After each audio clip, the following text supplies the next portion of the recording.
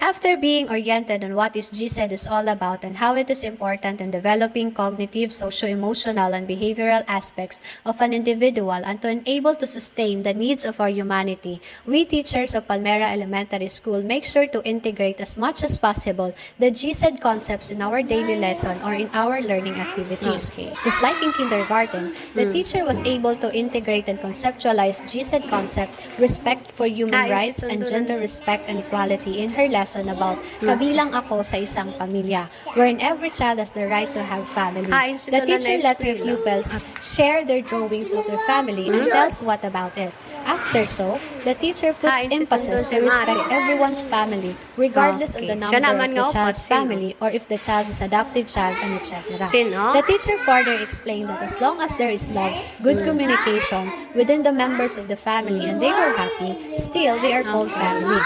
Social justice were also being integrated when the teacher let her pupils share their happy experiences together with their family.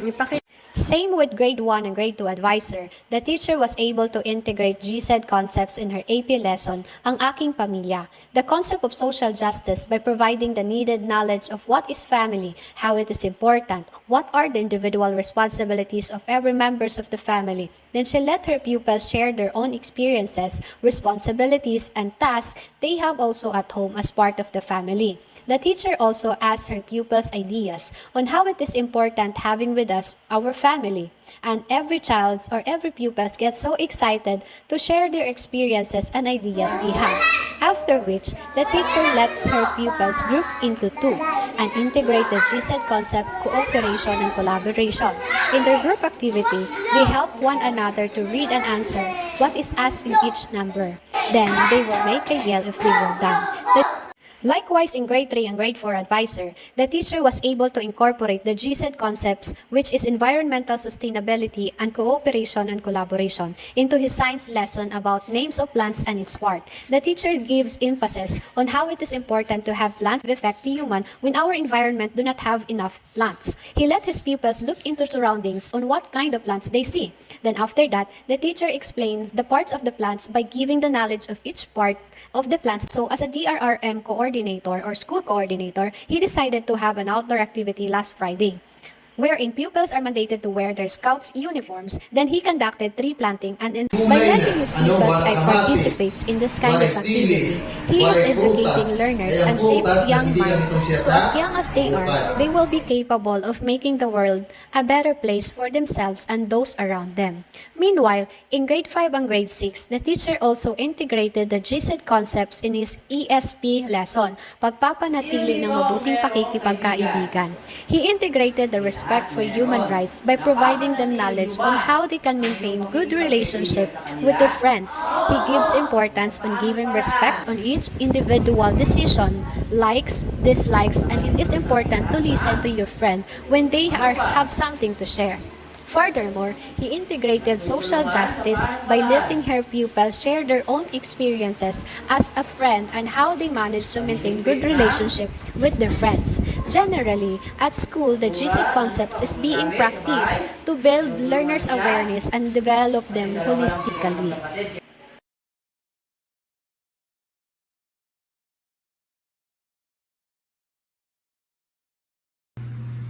After being oriented on GCED or Global Citizenship Education, the Uliras Elementary School teachers will be able to integrate the concepts of GCED to their lessons.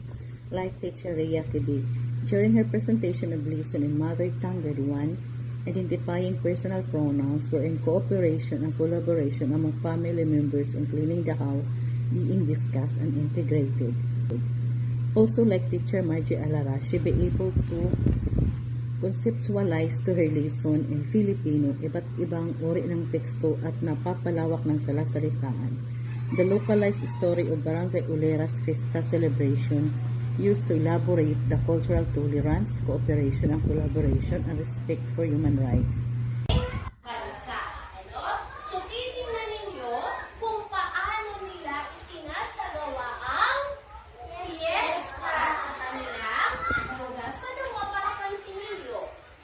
Sir Vincent Galuno also be able to conceptualize the environmental sustainability and cooperation and collaboration in Araling Pandipunan Grade 4. wherein causes, effects, and prevention of flood fish kills at seashores, forest deterioration, and dumping of garbage were being discussed. Yung nakikita sa mga larawan. Dito sa ating paralan, iba magula. Puto ng mga puno.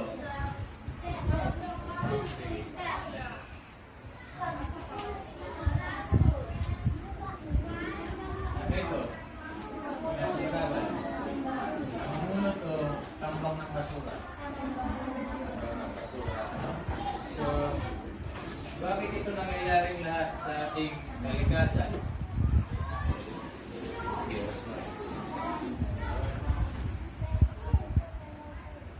Ito, ano ang mga dahilan? Bakit ito nangyayari sa ating yamang likas? Kasi, dahil sa bagyo, may ibang sagot. Dahil sa pagputol ng puno, nagkakaroon ng pagbaha. Ganito. No? Tapos, bakit maraming basura doon sa baybayin? Jammings. Okay, so dahil sa mga walang habas ng pagtatapon ng mga basura sa yamang tubig. Ano? Yan sa mga estero, kanal, ilog, sapa at dagat. Bakit nagkakaroon ng mga pagbaha? Sabi ni Jose dahil sa pagpuputol ng mga puno. Doon naman sa baybayin na maraming mga basura, bakit ang mga mangingisda natin ay kukunting na lang ang nahuhuling isda? Okay, so nalalason sila dahil sa mga langis at basura.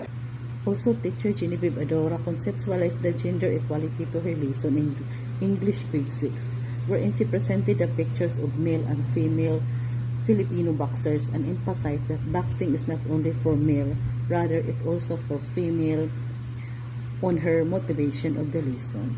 And all the rest of Ulira's AS teachers do the same. We are happy to be a member of GCED Advocates and to influence our learners to be a GCED advocates also on their simple way.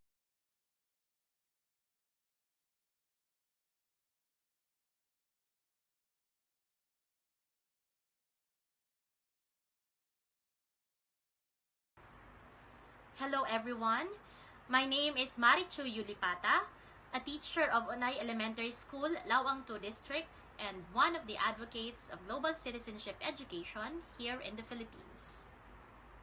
Last June 2022, we had the first session on the Japan-Philippines Virtual Cultural Exchange. This activity is a combination of online meetings and pre-recorded videos and photo sharing, where the students are the main drivers of communication. Through this activity, the students will improve their language skills and will be able to develop a better awareness of other culture, share and promote their own, and at the same time, build a strong partnership for future collaborations. So basically, this cultural exchange is divided into 4 sessions. We already had the first and the second. On the first session, we did self-introduction in which we got to introduce all about our schools. While on the second session, we presented each other's culture from Japan and the Philippines. The third and fourth sessions are yet to come, but it will focus on the school and the everyday life of the students and the cultural project between the 2 countries, Japan and the Philippines. This activity is very much worth emulating since this also promotes the advocacies of global citizenship education. It would be a fun and worthwhile experience to have cultural exchange between South Korea and the Philippines. The fact that we are neighboring countries, both located in Asia, and I believe we share similarities with regard to our culture. This activity also promotes the advocacies of global citizenship education between countries that are maybe far apart, but are without a doubt globally connected. With the emerging technology, everything is possible. Thank you and mabuhay!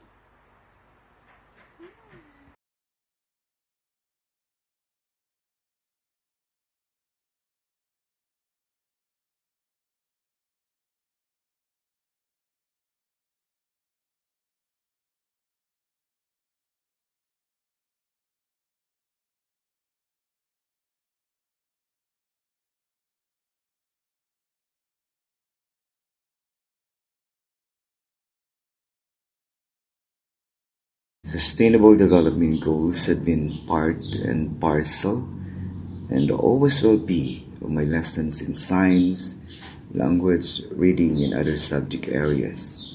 As an advocate of global citizenship education, I always make it a point that environment, peace, education, and the like be given the much needed push so learners become conscientious in their learning, living, and loving, not just with their individual circumstances, but also with the society's whole existence.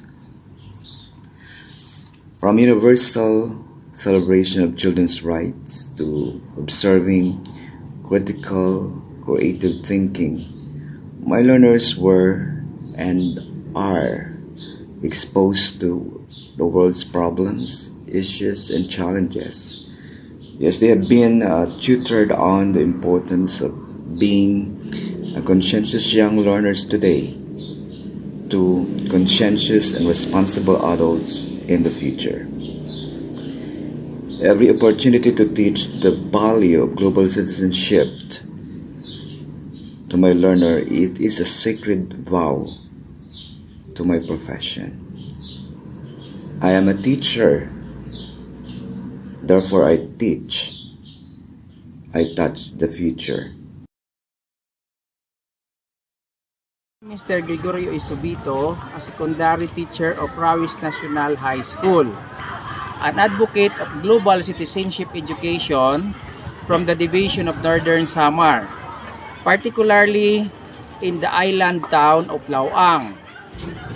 It has been a big help that I'm handling social studies subjects because I could easily integrate GCED principles in my teachings, such that of instilling respect for human rights, social justice, diversity, gender equality, and environmental sustainability, and that empower learners to be responsible global citizens.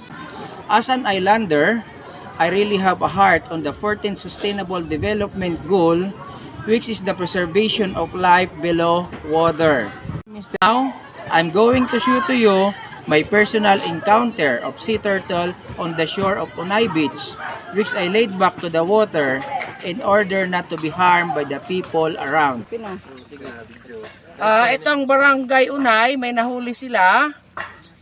Napawikan ngayon, itong pawikan ay ibabalik sa dagat. Palako na lang.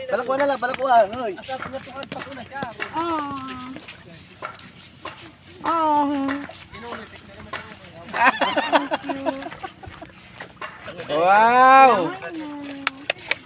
Bye-bye. Gilaksihin ganyan siya, no?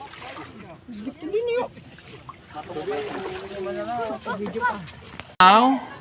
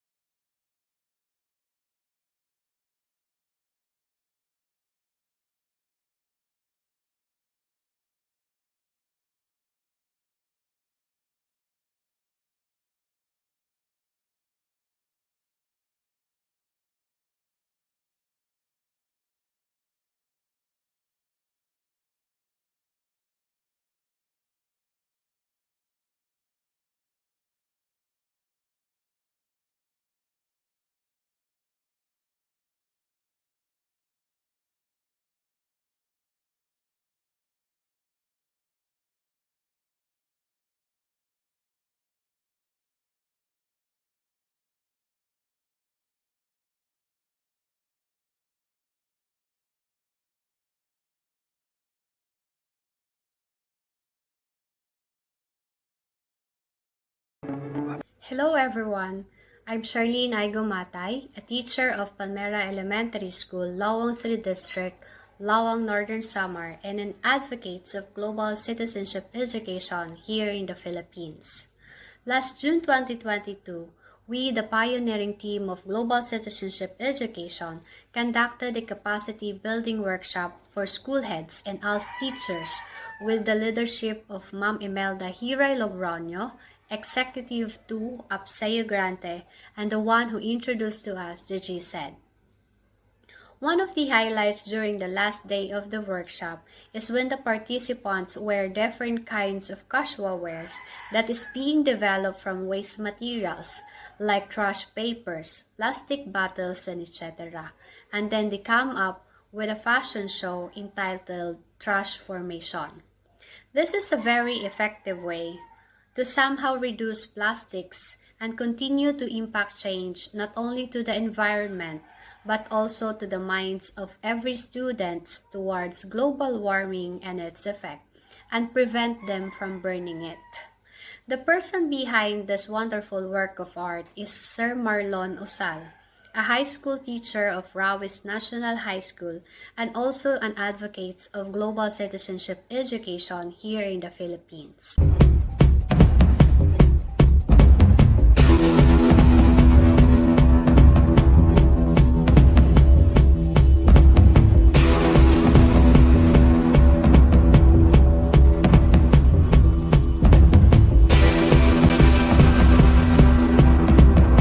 He has this passionate and dedicated heart to cultivate change, which greatly influenced not only to his students, but also to his fellow advocates and the people around him, which also developed good collaboration and cooperation to build a space that is safe, transformed, and environmentally aware.